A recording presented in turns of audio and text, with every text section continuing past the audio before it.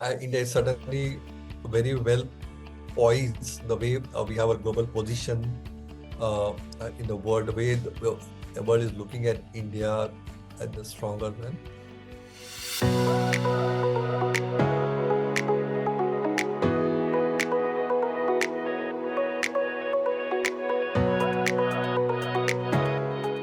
Hello, everyone, and welcome to FaceTime with Leaders, a podcast series by the Directors Institute, World Council of Directors. I'm Sunny Bancholi, and today we have the incredible privilege of speaking with a truly distinguished leader in the field of automotive engineering and cost management, with over 3 decades of hands on experience across multiple global markets, including India, Japan, China, and Thailand.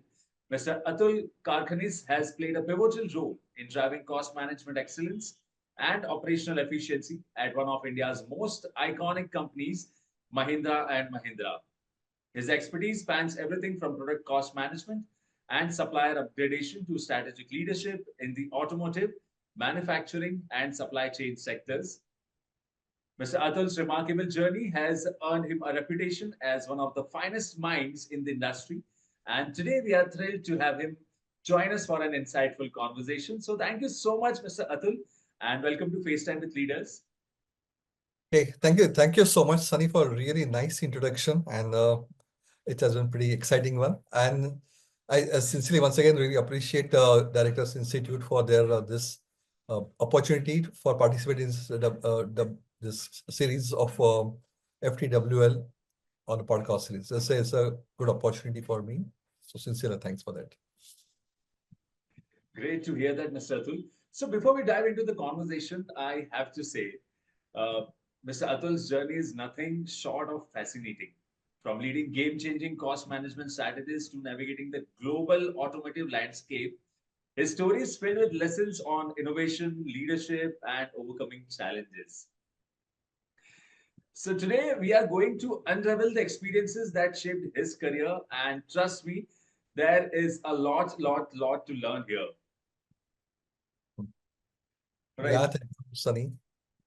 Thank you very much. I am also equally excited to really share about my career journey and what are the learnings I had on that process. Absolutely. So, Mr. Atul, you have spent over 3 decades in the automotive and manufacturing industries with key roles at Mahindra and Mahindra, from product cost management to leading component development. That's a lot of experience and transformation along the way. So, what I would like to ask you is, looking back, what would you say was the turning point or the most impactful experience that really shaped your career and set you on this incredible path?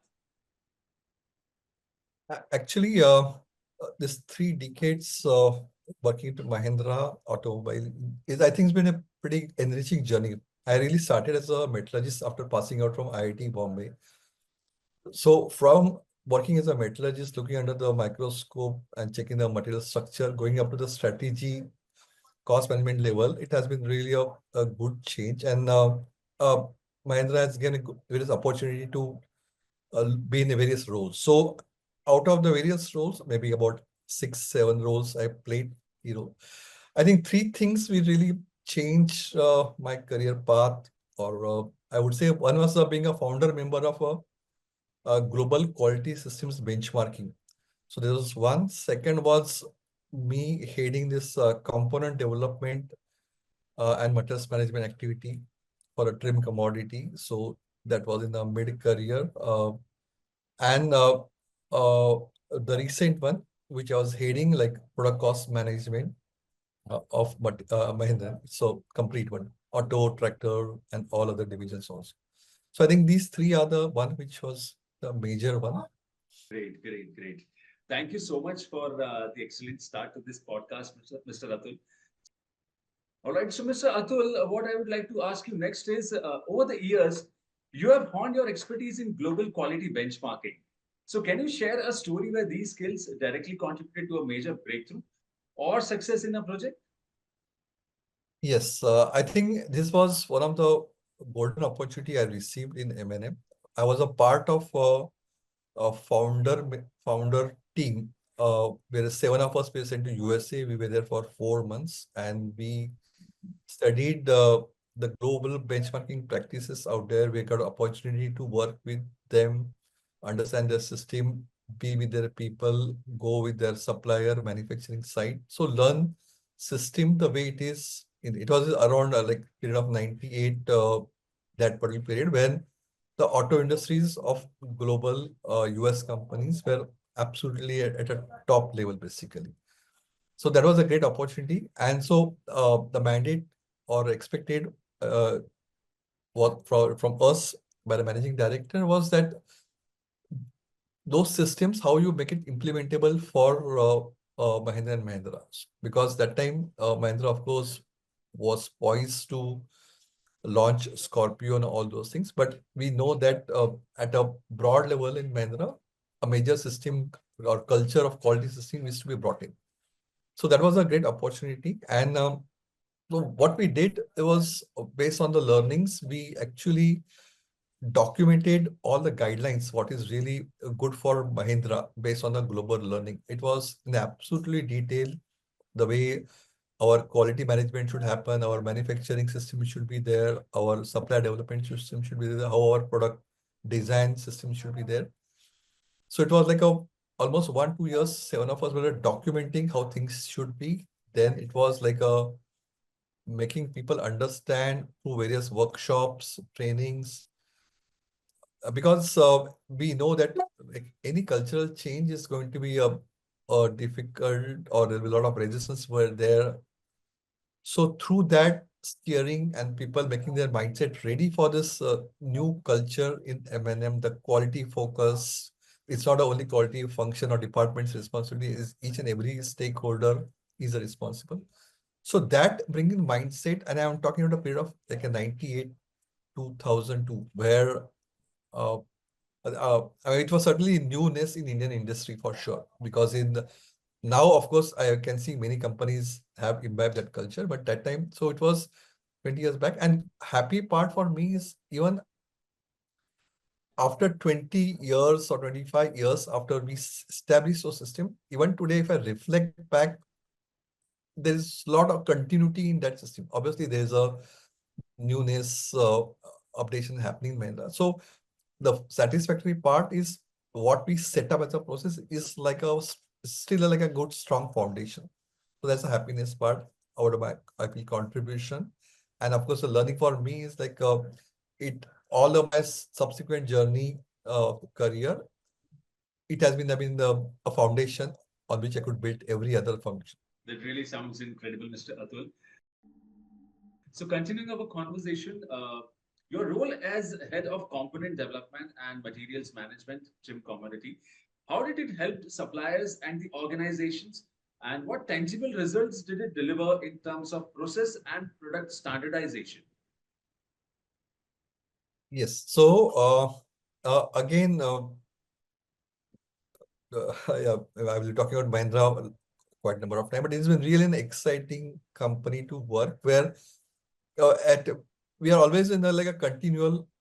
So when I actually got opportunity to head this trim commodity, it was a good change for me, a different change, right? From the systems approach to actually component development or sort of what are the learnings or what I've been preaching to the people actually come and start implementing at the field, on the field.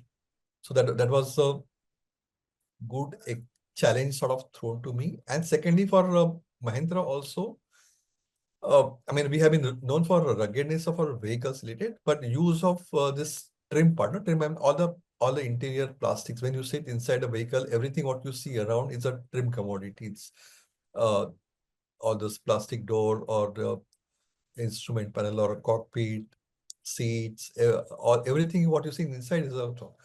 So what do you call beyond the ruggedness, looking at this finer aspect of the vehicle, accordingly get the development done from the supplier was a sort of a totally new to M&M also. So uh, what I call again, so far the system had been meant that we build a component and give it to supplier and make them manufacture part as per that. But here involving the supplier in developing the design itself. So with Mahindra's design team or styling team, through their ideation, supplier getting it the design through the supplier in detail, get it manufactured was such a challenging role, very exciting role actually for me, because like it involves so many toolings development, supplier development, and for supplier also new a lot of toolings were all imported. We started indigenizing so that Indian industry also started gaining learning. We started learning, and based on the previous background of quality systems, it was like a while the moving ahead documentation of the system so that it becomes uh, easy for other people to step in. So, and the same started getting sort of redeployed in various other development what M&M also were doing. So these are the one which gave me a fantastic learning, what do you call, actually experimenting and implementing whatever I have been preaching in the earlier global systems part of it. And of course, Mahindra, it helped Mahindra to really transit from the only hardcore engineering to a what do you call a beautiful looking car from inside and outside part of it. Obviously, it's a sort of strong teamwork or people are involved, but whatever from the supplier fraternity leading them and bringing into this sort of a role, this type of way of working, I could really set a foundation there also. So that was exciting part for me in this part of the career. That's truly fascinating, Mr. Atul. It's clear that implementing such a detailed and tailored methodology requires immense foresight and dedication. All right, so moving ahead, in today's fast-paced world, how important it is for businesses to focus on building cost competency early in the product development cycle, and what are the long-term benefits of doing so? Yeah, to me, it is actually a sort of a newer approach, newer in the sense, uh, a very few companies could be really doing that. Mahindra is also one of the strong pioneers actually in that. In fact, I genuinely feel Mahindra's the product cost management system would be like one of the benchmark in Indian industries one today. I can really say so confidently. So the reason, I mean, of course, uh, when I joined this, it has the concept was really strongly set in. Where for me, the job was like a built in into the stronger way and a way of working Mahindra. So actually, for all the new successful vehicle of Mahindra, the Thar, XUV 700, the new Scorpio, and all those things.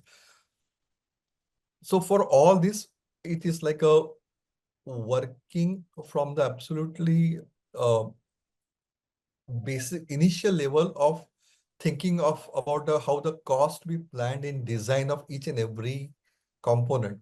So that sort of me getting the opportunity and fully participating in that was the key thing. So okay, now in the Indian industry, the obviously we are certainly a very cost conscious. Needless to say, the entire the customer, each and every person of Indian, where we are very cost conscious, and at the same time, company of course want to do the strong cost cutting, but many a times, most of the time, the cutting is cost cutting is focused on the part which are already existing, part which has been already engineered in whichever way it is. So, so then companies like a value engineering activity or value analysis or various cost reduction techniques, uh, people have been saying, okay, let's change this material and let us reduce cost or let's reduce the thickness. And that has been a predominant approach, I would say, prevailing even today, the most of them. But before the party design, understanding what really customer want, then from top-down approach of the organization, understand if a company has to make a successful business case, what should be the entire vehicle level cost and the system level cost and the part level cost, and then whether the current design will meet that particular cost or not. That particular approach, no, that is very so many times. So the designer will tend to over design, and then we bring in the the perspective, boss, we are going higher in the cost. If you design it this particular way, can you not think of an alternate way where the cost can be you can design it so that we meet. So a good part of the good cross-functional team is design also uh, what do you call it? They're always open to our suggestions.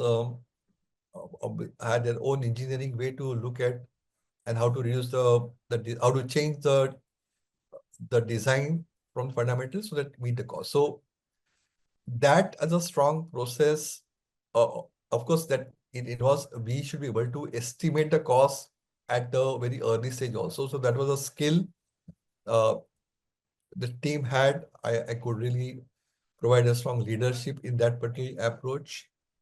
And to the organization, it really help a lot to make these new vehicles really cost competitive when we're able to really launch it. So I think that's the importance. And for me, it's actually living through the entire process, which has been so satisfactory when I really look back. And actually, that is one area I sincerely feel a lot can be done across Indian industries. So maybe we can talk on this little later. But that about the role, what I said, the importance to the organization, to the supplier, because they're also participate. As I said, when we talk about cost is high, the even supplier who had a design responsibility, it was for them to go back on their drawing board and revisit your drawing and change your design so that meets the cost. So that really approach has been a pretty uh, enriching for all the stakeholders. And of course, very satisfactory for me also for that contributions I could make. Yeah. It's an insightful perspective, Mr. Atul, and I can really see how getting ahead of the cost curve early in the process saves time, money, and resources in the long run. Great, great, great. I'm loving this conversation with you, Mr. Atul.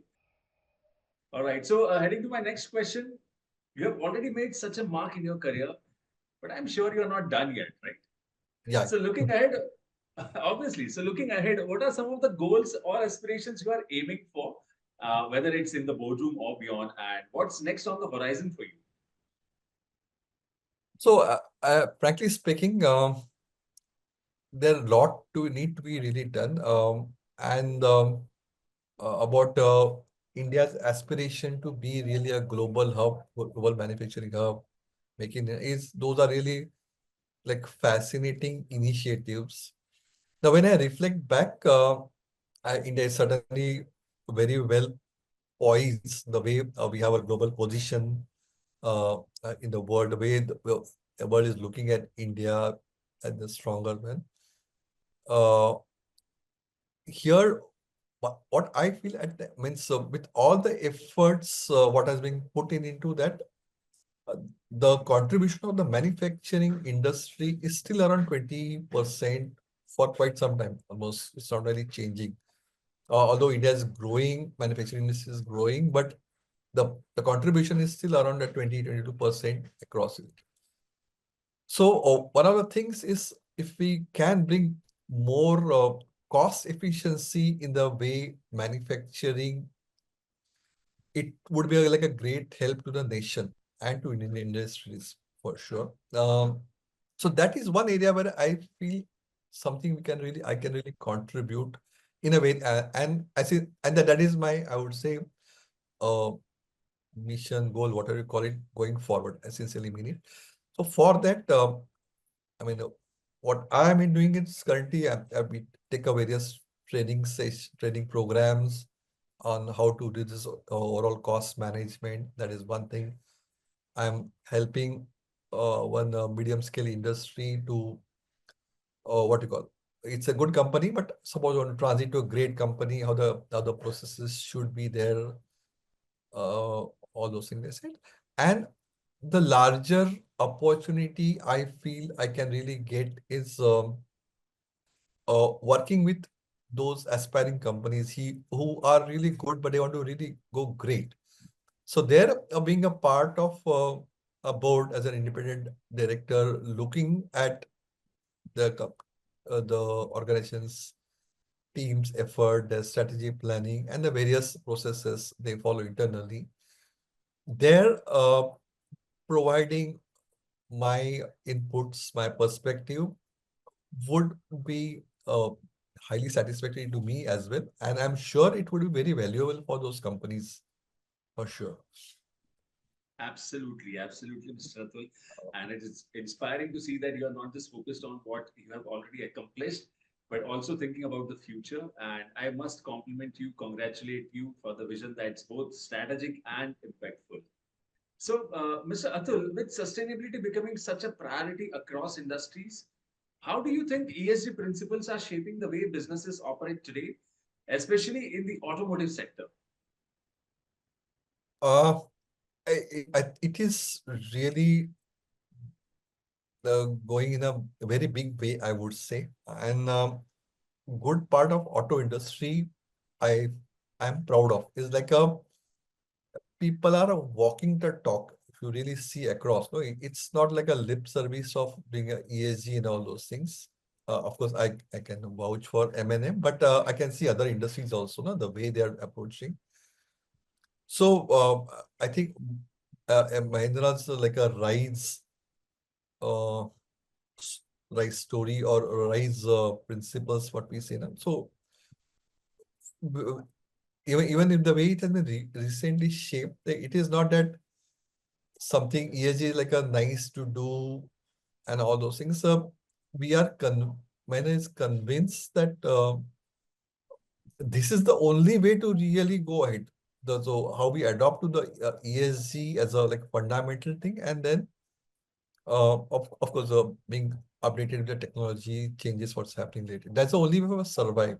So that realization is there in Mahindra in auto industries for sure, and obviously that's the right way. And when somebody really start thinking, I mean, it's really started in auto industry right from okay, even something like a plating, no, if you're familiar with the process with how what sort of zinc plating should be there, it's a hexavalent, trivalent. From that to the packaging, everything should be returnable packaging. Uh, Even the way the solar energy is being utilized extensively, or you name anything, people will take it as a challenge to be overcome and go ahead. It's not to something to be bypassed. So one example, just trying to recall, even I'm to forget the industry at a component level and oh, that has just continually like there's a targets are set how much are you able to bring in a returnable package and all those things. So that is at a I would say hardcore engineering is very much there. I would say at a even a culture level, even in the offices, I tell you, like a plastic used to be minimum, like a Bisleri bottle on your discussion table was like a common thing related. So, like a few years back, auto industry we started using plastic bottles at all, even in a discussion room. So it was like a using a water jar and then fill in water. But maybe it was a little tedious. So, and how see the entire supply chain organized. So recently, some of us have seen it. Bisleri started giving the glass bottle, which is of course they will collect it and recycle themselves and all those things. But it was like no plastic as of strong footing. Then how the what do you call somebody lost his business of the plastic bottle, came up with innovative idea, and he supported this. So that's the way industries are has to move. I mean, these are like a final example, but that gives a lot of hopes that somebody really be strong on this environmental friendliness. And again of corporate governance perspective, the way ethical, I have been an ethical counselor in Mahindra for the last couple of years. So way we are driving no zero tolerance to all things which is clearly not good. Uh, so this is where I think the walking the talk. Of course, the big companies have really started, and all other companies also getting into that group. So I see people have realized it's not a pep talk. It's not like a get a 2% benefit on the taxation and all those things related. Realize the importance of it. So that's the way I'm pretty excited, happy that that's the way the industry is moving ahead. Great. Great, Mr. Atul. Thank you for sharing your take on ESG and the change it could bring to the society. So that brings us to the last question of the podcast, and here it is. You have had a diverse career with leadership roles in various sectors, Mr. Atul. So, how has your experience with Directors Institute helped shape your approach to corporate governance and strategic decision making? So actually, Directors Institute, the way the program is being modeled, frankly speaking, I actually came across this accidentally. Just some friend of mine, he says he has been interested in independent directors, so he just trying to search around and all those things. Website, of course, there are three, four good options, but I skimmed through that and I found a Director Institute appeared to be pretty interesting to me. So I attended the first program and I was really excited the way the people were speaking, the importance. So I enrolled, but after enrollment, the journey I've seen is pretty systematic. The the video or over video, the lecture series, the even in that the giving a content, have a quick test, some more content, quick test with some larger about 1 hour session related, get a proper test, validate yourself. That approach, very simple way of communicating. So to me, maybe 60-70% of the things were known because of years of experience, but like it helped you really refresh some of them. Sometimes if you go with some assumption, it like a fine tune on those assumptions. The rigor is involved required in the boardroom, the various interactive sessions they arrange. It has been pretty good. Means I genuinely like the system, or not only the senior most people sharing their thoughts as a lectures part of it, but even up to the working people that they will interact with you, the follow up with you. It has been great. And oh yeah, for me, so that particular is really helping the what you call the interest. There's a sincere need, what sort of contribution we can make, and having really understood, okay, these will be the expectation in a new role, because an independent director is certainly will be a new role for me. But I think I'll be really fully abreast with all the tools, techniques, and what are the knowledge, what are the required technical details, company acts, what extent financial management importance. So I think I'm sincerely thankful for Director Institute and all its team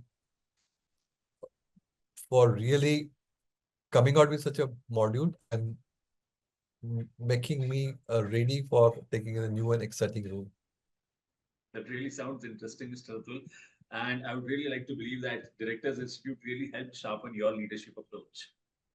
So, Yeah. Mr. Atul, your insights today have been truly, truly inspiring, and it's clear that your experience and perspective in the automotive and manufacturing sectors, coupled with your leadership journey, have shaped a remarkable path. Thank you so much for taking the time to share your wisdom with us. And we at Directors Institute wish you continued success in all your future endeavors, both in the boardroom and beyond. Thank you so much for joining us. Oh, thank you so much. Thank you so much, Sunny, for nice interacting sessions. Thank you, Director Institute, once again for this opportunity. So I'm really excited to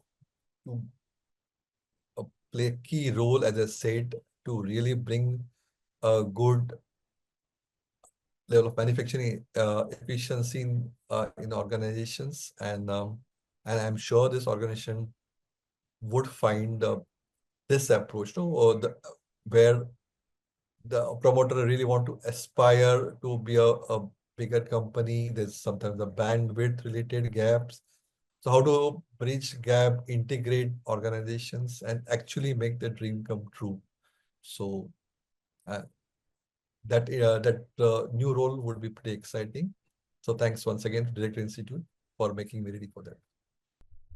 Great, great, great. So with that, we conclude our today's episode.